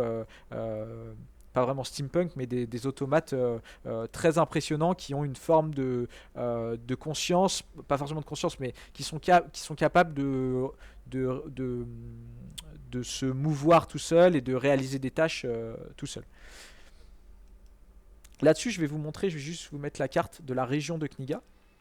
Et sur cette carte, vous pouvez voir où est la capitale de Kniga, donc proche de la mer, au sud du tropique des spectres. Et vous voyez la concession numéro 8 qui est au sud-est de D'accord. Kniga, au nord des terres dorées. Voilà. Donc voilà, Ladislav est en face de vous et il termine en vous disant voici le mandat que je confie à Arminius Mondrian, qui est mon neveu et qui aura tout pouvoir pour rétablir l'autorité des Mondrian à la concession numéro 8. Est-ce que vous avez euh, des questions? Si ce n'est pas le cas, je vous incite à partir dès aujourd'hui en direction de la concession numéro 8. Et s'il vous plaît, soyez les plus discrets possibles. N'empruntez pas, ne louez pas un moyen de transport à la sortie de la ville, allez-y à pied, car j'ai peur que l'on soit surveillé et je veux vraiment que vous soyez le plus discret possible. Et Arminius, pas besoin de faire cette tête-là. Ah, mais il Mais voit. Il t'a vu, ouais. Ah, s'il me voit, je le fais pas. Hein. Parce que je suis vraiment, j'essaie de faire le bon neveu, tu vois. Pardonnez-moi, mais je comprends pas bien l'intérêt. S'ils envoient l'armée de toute façon et que l'armée va y aller, Non, mais ce sera une perte de moyens pour Kniga dans tous les cas. oui, mais si l'armée est envoyée là-bas, si ce n'est pas moi si ce n'est pas les Mondrian qui résolvent cette situation, il est très possible que le prince décide de nous retirer nos droits d'exploitation. En fait, le C'est- prince c'est- fait Ah. C'est d'ailleurs pour ça que vous êtes ici, parce que vous avez été intéressé par la rondelette somme que je vous propose. Et en effet, hein, vous n'êtes pas là pour négocier salaire, vous avez déjà accepté la mission et c'est une somme faramineuse qui vous est offerte à vous, Fischer et Maria. C'est vraiment des montants que vous n'avez jamais eu l'occasion d'avoir pour vous. Et il vous dit, si je suis prêt à dépenser cette somme, c'est parce que les droits d'exploitation sont en jeu et que ça représente des sommes importantes. Très bien. Bah écoutez, vous pouvez compter sur nous, on va faire de notre mieux et on veillera sur votre neveu autant qu'on pourra. Et toi, d'ailleurs, toi, Fischer, tu as un petit peu un objectif caché dans tout ça. Tu as accepté, tu savais que c'était pour aller à la concession numéro 8, tu t'étais renseigné. Et tu sais que depuis quelques semaines, dans les couloirs de l'école d'alchimie, de l'université d'alchimie, il y a des rumeurs qui courent comme quoi il y a un nouveau composant alchimique, un potentiel composant alchimique qui aurait été découvert à la concession numéro 8. Et tu as envie d'être le premier à mettre la main dessus. Tu sais qu'il va y en avoir qui va arriver à l'université dans peut-être un mois ou deux, mais tu vas être le premier à y aller pour mettre la main dessus et inventer une potion et devenir enfin alchimiste, parce que les étudiants en alchimie restent étudiants tant qu'ils n'inventent pas une nouvelle potion. Et donc la difficulté, c'est de trouver un ingrédient qui a jamais été travaillé, jamais été utilisé pour créer une potion intéressante et qui fasse une certaine renommée. Donc ça t'intéresse pour deux raisons, mais ça tu l'as pas forcément dit à Ok. tout le monde. Très bien. Si personne Moi, ne dit rien, non, vas-y. Non, je disais, moi, globalement, c'est la thune. Exactement. toi, définitivement, tu es quelqu'un de voilà qui n'a qu'un objectif, c'est gagner beaucoup d'argent. Pour quelle raison? Je ne sais pas. Peut-être que tu décides, tu as envie de prendre un bateau et d'aller dans un autre pays et d'acheter une petite ferme, élever des chèvres pour ta retraite. Je ne sais pas, mais en tout cas, ton objectif principal, c'est vraiment d'obtenir de l'argent, en effet. Probablement acheter une grosse épée. Peut-être as-tu une sœur ou un frère qui est esclave et tu veux racheter sa dette. Je ne sais pas, mais en tout cas, tu as une bonne raison de chercher à avoir beaucoup d'argent. Bah, du coup, enfin, du coup, je dis, j'avance, je me mets devant le bureau, presque au garde à vous, je dis, je vais vous donner ce repas, mon oncle. Et je sors tout de suite de la salle, en fait, et je dis, venez, allons-y. Ok. Donc s'il n'y a pas d'autres questions, si personne ne se retourne pour une dernière question, fondu dans le noir et on se retrouve autour de ce feu de camp où tu viens d'avoir ce flashback, on va dire, en regardant ce mandat et tu te rappelles pourquoi vous êtes là. Et tu n'as aucune idée de où vous êtes à part que vous êtes au sud de Kniga et vous marchez depuis une petite semaine. Bah, d'accord, très bien. Mais du coup, pour l'instant, j'ai pas dit aux autres ce que j'ai vu dans la lettre. C'est juste moi qui ai eu ce flashback. Non, non, mais t'as ouvert le truc et voilà, tu te rappelles de tout ça. Et à partir où tu vas leur dire, mais rappelez-vous, la concession 8, Ladislav Mondrian, la thune, et bah là ils vont avoir un flashback. Et si tu Le le dis pas, premier truc que je vais leur dire, c'est ah oui, mais ce qui me semblait, c'est moi qui suis en leader de notre expédition. Et oui, après, effectivement, je vais leur rappeler qu'ils ont été engagés par mon oncle et qu'on a pour objectif d'aller voir la concession 8, etc. etc. Plus ça va, plus ça me revient, ouais. Bah, je pense que là, de toute façon, ça vous revient complètement, là, je pense. Ah oui, oui, oui. Dans les moindres détails. Et puis, du coup, ouais, voilà. Je regarde Maria et je regarde Maria et je dis oui, ça y est, je me souviens de votre délicatesse naturelle. Moi, je me souviens de votre... alors non, je vais pas dire leadership parce que je suis pas sûre de connaître ce mot-là. Je me souviens que vous savez bien diriger les gens. Donc ça me ressemble tout à fait. en effet, vous vous rappelez des 5-6 jours de marche avec Arminius qui se plaint d'avoir mal aux pieds, qui donne des ordres un peu futiles. Tout vous revient en un flash. C'est marrant, celui-là, je suis pas sûr que j'étais pas mieux à l'avoir oublié. Instantanément, j'imagine que votre estime de moi descend. Légèrement, légèrement. Bah du coup, je leur dis, en tout cas, excellent travail. Je ne manquerai pas de dire à mon oncle que vous avez été extrêmement efficace ce soir. Et du coup, je leur dis, à votre avis, on est où là? Ah bah, c'est-à-dire que Alors, il me semble avoir entendu quand on s'est réveillé parler d'un Dimitri qui était censé arriver dans pas longtemps ou quoi que ce soit, je sais pas trop. C'est toujours un peu flou sur le réveil, j'étais pas très bien. Alors que tu dis ça, la femme qui est à côté dit non mais Dimitri doit arriver demain après-midi. Ah bah c'est bien, mais Ah, d'un coup, vous êtes ouverte un peu, je trouve ça bien. Non, Bah, vraiment, vous m'avez ça soigné, me alors fait plaisir. moi, voilà. Si vous me soignez et que vous m'emmenez en prison, je vois rien Eh à bah, redire. du coup, où est-ce qu'on est? Là, on est on est entre la Via Exploratoris et la concession numéro 9. Est-ce que j'ai D'accord. emmené la carte? J'imagine que oui. Oui, en fait, cette carte, alors vous avez pas forcément la carte détaillée, mais vous avez une carte équivalente à celle que vous voyez là. D'accord. Donc on est du mauvais côté de la Via du coup, mon perso dit. Donc on est du mauvais côté de la Via Exploratoris, visiblement. Et du coup, la femme dit oui, en effet, si vous voulez, il y a notre carte sur la table. Pour si ça peut vous aider à vous orienter. Moi, Après, si vous voulez, vous pouvez même nous laisser là avec de la nourriture et vous continuez votre route, nous ça nous va. Hein. Bien sûr, on va vous laisser des armes aussi, je pense que c'est une bonne idée. Et le bourse, probablement, ouais. Et du coup, tu te diriges, enfin l'un d'entre vous, tous ensemble, vous vous dirigez vers la table. Et en effet, sur cette table, vous voyez une carte dessinée à la main, très vraiment annotée, un peu sale, sur un parchemin froissé. Et donc cette carte, je la mets devant vous. Et c'est une carte très, voilà, très sommaire, très simplifiée. D'accord, ok.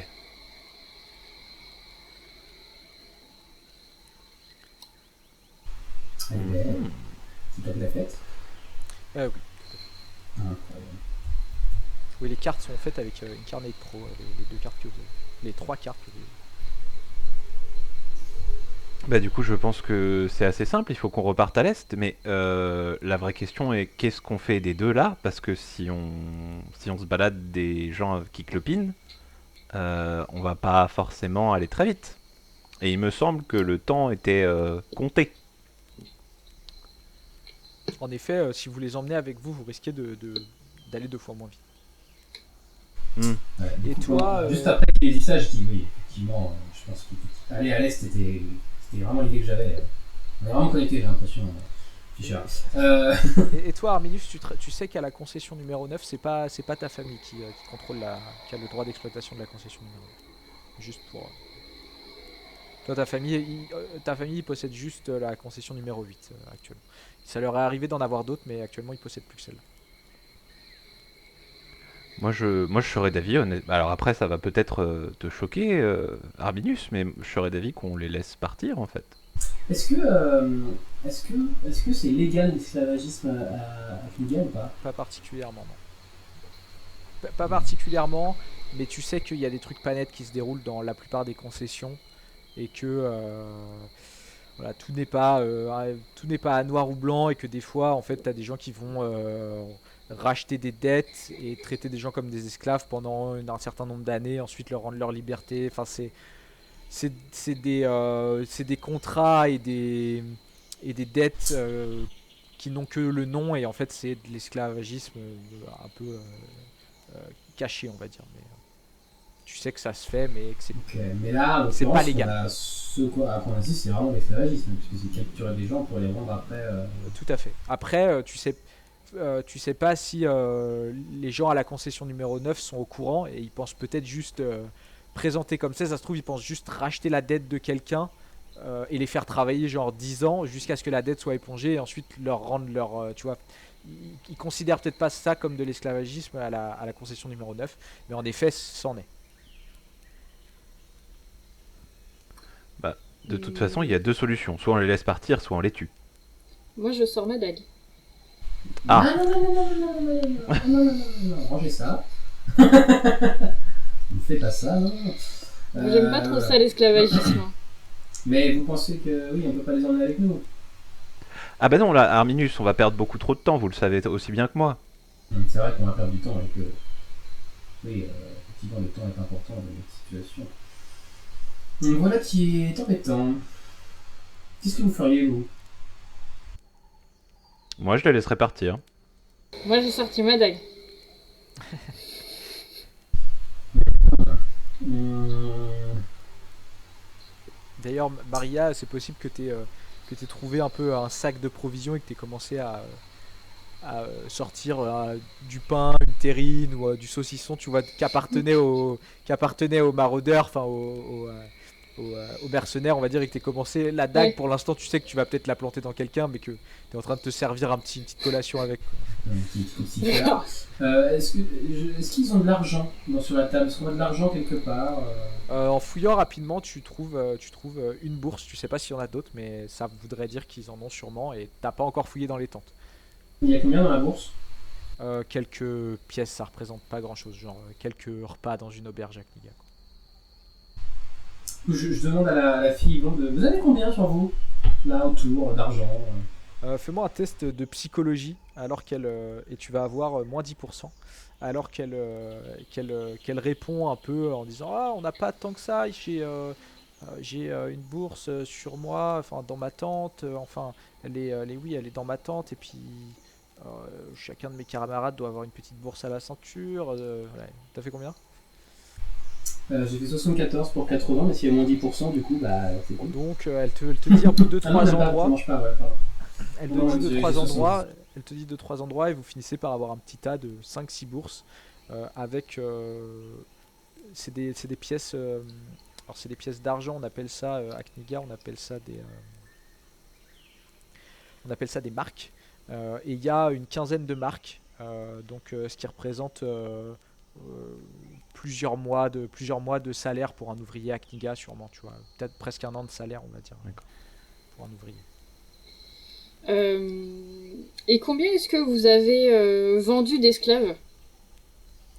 Ah bah c'est difficile à dire, on en vend deux ou trois les bonnes semaines, des fois on en vend moins. Tu Et vois ça fait combien de temps que vous faites tu vois ça? qu'elle se tient la jambe, et ça fait 2 mois. 2 mois qu'on est installé là. Ah, vous n'avez pas 2 mois que vous faites ça, ça fait 2 mois que vous faites ça ici. Non, avant on était mercenaires, on faisait des missions d'escorte. Ouais. Vous butiez les gens. Oui. Quoi.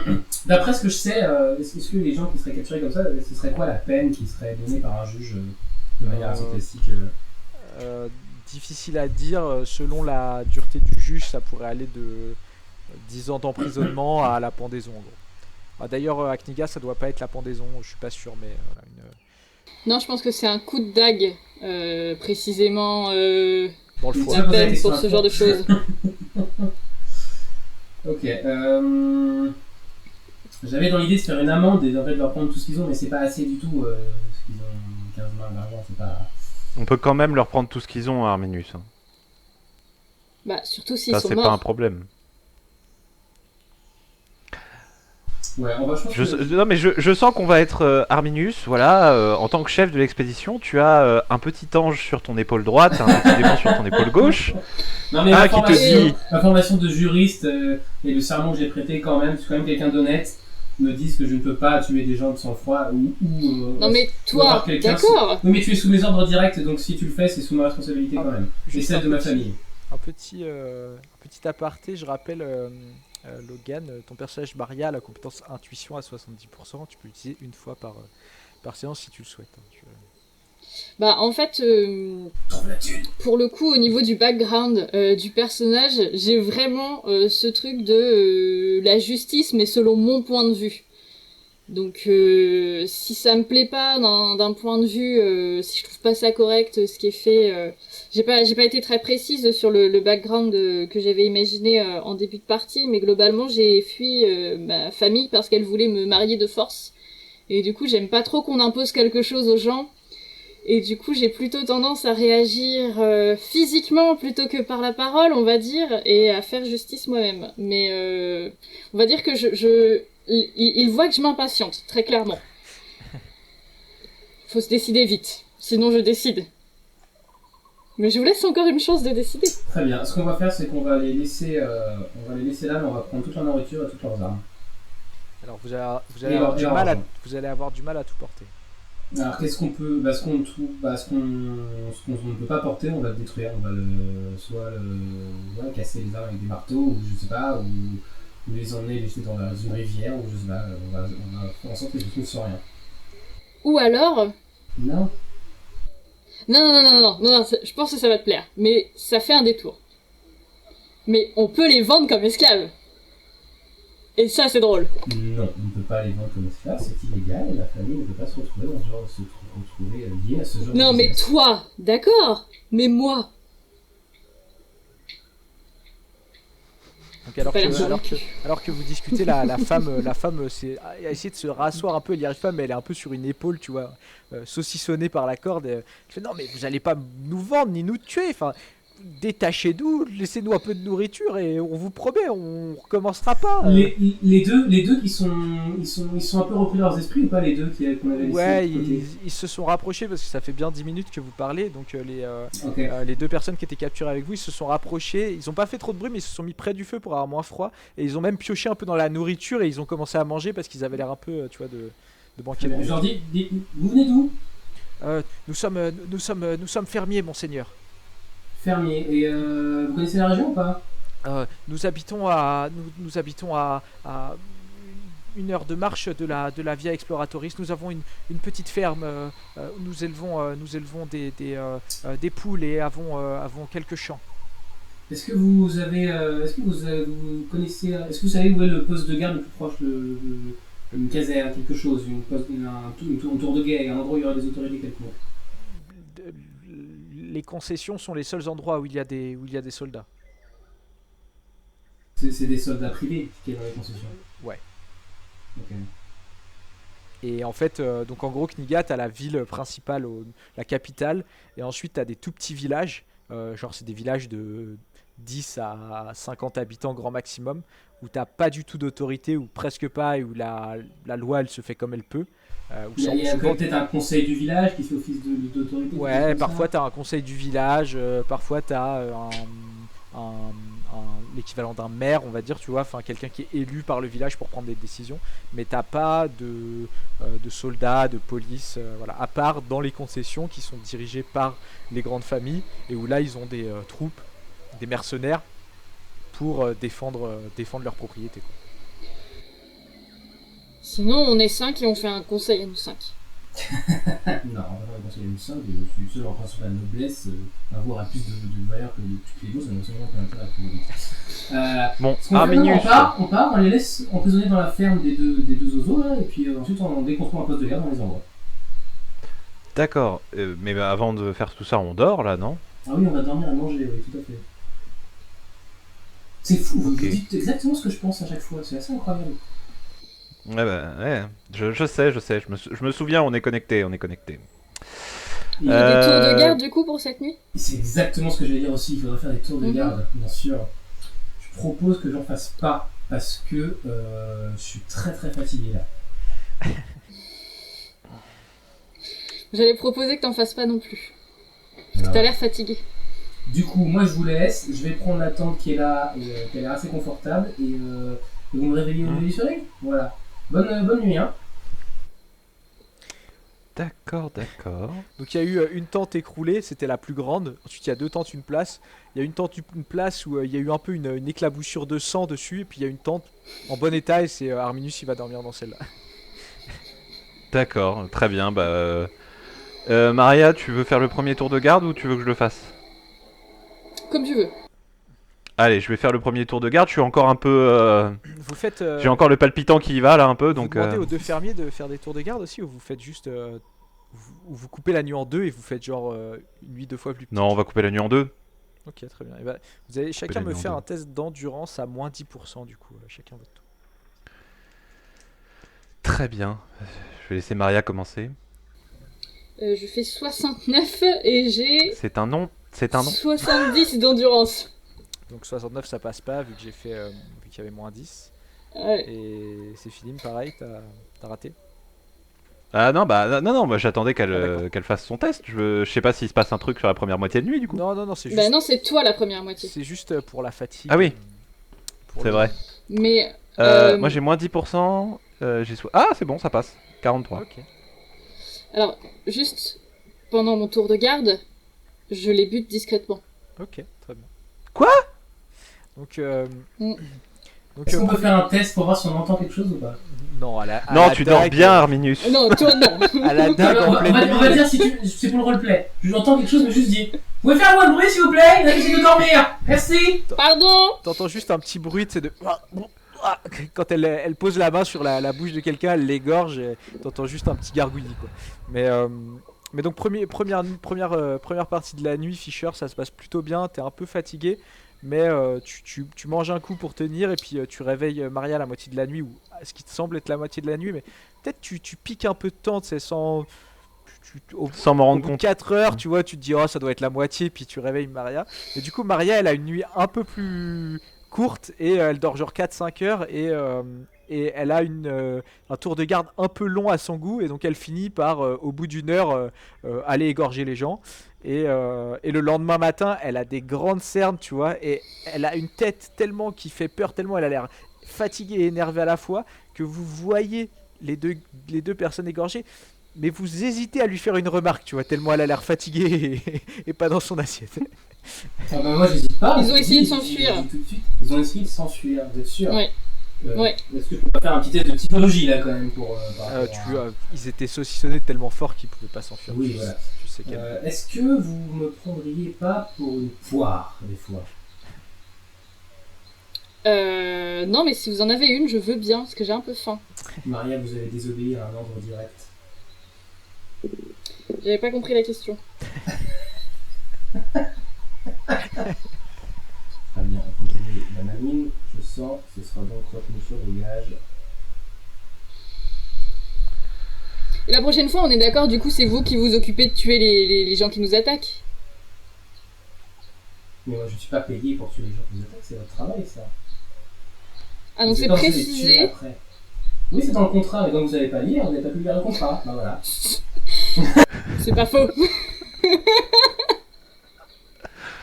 tant de négociations, tant de tout ça Et pour ça. après, je réfléchis un peu, et je me dis, si mon oncle apprend que j'ai laissé faire ça, il va voir ça, il va dire à mon père qu'il va voir ça comme une erreur. Parce que j'avais commencé à écrire sur un bout de parchemin, à revenir sur les gages, et je réfléchis, je prends la plume, je raye, et je dis, ils ont glissé, ils ont voulu s'enfuir, et ils ont glissé, c'est ça qui s'est passé, Maria. Mais ils ont essayé de s'enfuir et en plus, ils se dirigeaient vers ta tante. Je pense qu'ils essayaient de te tuer. C'était donc un cas de force majeure. Totalement. Que vous êtes prête à dire devant un tribunal, d'ailleurs. Exactement. Très bien, très bien. C'est bien ce qui me semblait. J'ai fait ça pour sauver votre vie. Voilà. Petit déjeuner? C'est parti. Vous voyez que Moi j'admire cette scène de loin et je ne comprends pas tout ce qui s'est passé dans leur tête. Mais je trouve ça mystifiant. j'ai presque envie d'arrêter les études d'alchimie et commencer des études en sociaux. C'est ça, vraiment, je suis là, je fais, mais du coup, il voulait retenir sur les gages, maintenant il dit qu'ils ont glissé, ça me... Donc les deux fermiers se lèvent un petit peu après vous, vous avez eu le temps de pousser un peu les cadavres, voilà.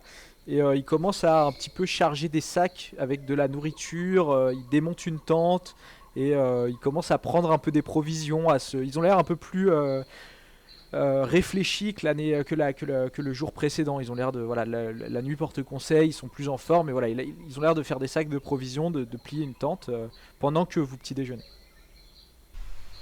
Très bien. Ok. Est-ce que juste j'attends le moment où ils vont partir et au moment où on voit qu'ils commencent à partir, je m'avance, je mets la main sur l'épaule du fermier et je lui dis rigole pas toi. Je lui dis souvenez-vous mon ami, souvenez-vous moi. Vous avez été sauvé par Arminius de la famille Mondrian. Vous vous souviendrez? Oui, Armibus de la famille Dondrian. Oui. Ça fait C'est ça. À chaque fois, c'est insupportable. Vous savez pas lire, j'imagine. Vous savez pas écrire. Ah non, pas du tout.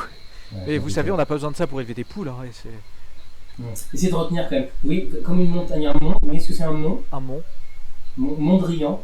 un mont brillant. Presque. Comme le Dites soleil. Ça suffit. Ouais, voilà, mont brillant comme le soleil. C'est des gens comprendront. Ok. C'est Un mont très bien. brillant. Voilà, c'est ça. Et vous n'hésitez pas à dire que je vous ai sauvé, d'accord? Très bien. Vous voulez très faire bien. la route avec nous parce que nous on va à la Via Exploratoris et on tourne bah, vers du le coup, là, nord. Et du coup, je me tourne un peu pour que Fischer notamment et Maria, je vérifie ils ont écouté peut-être un peu. Et je dis, est-ce qu'on veut faire la route avec vous? Laissez-moi réfléchir. Je sais, c'est un gars très Et appuyé. du coup, moi, tu me vois me retourner et faire, ah bah oui, on fait la route avec Oui, eux, oui, on non? va faire la route avec vous, tout à fait. Ça me paraît le plus sage, effectivement. Ouais. On est parti là, on se prépare, on y va. Et du coup, je commence à faire mon pactage, etc. Vous faites une demi-journée de marche en direction de la Via Exploratoris. C'est vraiment des paysages. Vous croisez pas un village pendant une demi-journée de marche. C'est vraiment un sentier, c'est pas une route, c'est pas la route qui mène à la concession neuve, c'était vraiment un sentier dans la jungle avec un campement planqué, très difficile à trouver. Et en termes de paysage, il faut vraiment imaginer, c'est des grandes collines vertes un peu partout, couvertes de jungle. Il y a très régulièrement des nuées d'oiseaux multicolores, des bruits comme on peut en avoir que dans des jungles. Il y a des fois posés sur une branche, vous voyez des toucans au plumage noir, au bec orange vif. Et alors que vous vous approchez de la Via Exploratoris, la jungle diminue grandement et c'est plus des vallées verdoyantes et des herbes hautes qui vous font face. Mais pour traverser cette demi-journée de marche à travers la jungle, c'est vraiment pas un chemin facile. Et du coup, vous allez devoir me dire qui ouvre la marche. Et pour ouvrir la marche, il va falloir un peu mettre des coups de machette, pousser des branches, etc. Et potentiellement, ça va fatiguer. Sachant que Maria, du fait de ta nuit, tu as moins 20% à tous tes tests jusqu'à la prochaine nuit. Donc tu peux ouvrir la marche si tu veux, mais tu auras des tests d'endurance à moins 20% parce que tu es déjà crevé. Donc qui commence à ouvrir la marche, et vous pouvez alterner si vous voulez. Si vous n'alternez pas, il va y avoir plusieurs tests à faire. Si vous n'alternez pas, il y a des malus progressifs. Si vous alternez, bah, chacun son tour, vous allez faire un test. Mais Je pense que je vais partir en tête très confiant parce que je suis le seul à avoir bien dormi. Mais à mon avis, je vais vite rater des tests, donc ça va être très RP très vite. Fais-moi un test d'endurance, vas-y, pour voir on va dire les 1 ou 2 premières heures dans la jungle. Ça passe, la première heure passe. Donc ça passe, tu te sens fatigué. Mais je râle. Tu aurais raté, tu aurais perdu 1 point de vie, tellement ça t'aurait fatigué. Tu peux continuer ou râler et arrêter. Si tu continues, tu as moins 10% à ton test suivant. Non, en fait, je vais continuer par fierté, entre guillemets. Mais vraiment, je suis... C'est beau, mais c'est pas pratique quand même, cette jungle. Je sais pas ce que... Oui. Je vais en parler à mon oncle pour essayer de faire des chemins un peu plus praticables. Ça mériterait d'être un peu colonisé, tout ça. Et donc, je te laisse faire ton deuxième test à moins 10% cette fois-ci. Qui rate, mais complètement. Complètement. Et moi, en fait... Oui, vas-y, pardon. Non, ouais. Du coup, j'allais dire que je voulais parier avec Fischer jusqu'à combien de temps t'allais tenir. Mais... Tu peux, vas-y. Du coup, vu que tu rates, on sait déjà ce qui se passe. On n'aurait parié pas très longtemps dans tous les cas. Hein. Ça se jouait sur des dizaines de minutes, hein. Vraiment. Ou de quelle manière est-ce qu'il en a marre éventuellement? Bah, en fait, je vais à un moment donné, je vais essayer de pousser une branche comme ça, et je vais vraiment galérer parce que c'est vraiment une grosse branche, et je vais la laisser tomber, et je vais me la reprendre. C'est très élastique, je me prends le retour en plein dans la gueule, et c'est en plein dans l'arcade, et du coup, je fais vraiment le footballeur. Ah, je tombe par terre et tout, j'en fais des caisses, enfin, et bon, en fait, j'ai sûrement juste un hématome à l'œil parce que je vais perdre un point de vie, je pense. Donc tu perds 1 point de vie en effet. Il a une branche dans l'œil. Voilà. Et du coup, je vais dire passez devant. Et donc, c'est voilà, je vais vous ralentir. Donc qui passe devant suite à cela? Je vais passer devant du coup. Tu vois en effet que Maria est un peu fatiguée, elle a l'œil qui cligne tellement elle est en manque de sommeil. Et du coup, tu décides de passer devant, tu récupères la petite hachette pour tailler voilà, les branches, et je te laisse faire ton test d'endurance pour passer. 58 et j'avais 60. Il va falloir faire ça au prochain. Et il n'y a pas d'autre test. Vous arrivez en milieu d'après-midi, début d'après-midi, on va dire, après une collation, vous arrivez à un croisement où le couple de fermiers vous dit notre ferme est à gauche, là, à 200 mètres. Et si vous continuez tout droit, dans moins d'une heure, vous êtes à la Via Exploratoris. Juste après, je me suis pris la branche dans la gueule. Je suis vraiment insupportable. C'est vraiment un flot continu de râlage. C'est vraiment... Mais qu'est-ce qu'on est venu faire dans cette saloperie de jungle alors que je pourrais être à Kniga en train de boire un verre en terrasse. Ah, bah, je vois bien la terrasse avec ton petit jardin. Ah, puis en plus il y a des saloperies d'épines dans cette jungle. Il fait chaud, il transpire, il y a la moustique en plus. Vraiment, ça ne s'arrête pas constamment, à part au moment où on mange. Et D'accord. Un vrai plaisir. Moi, je me fous de toi. Hein.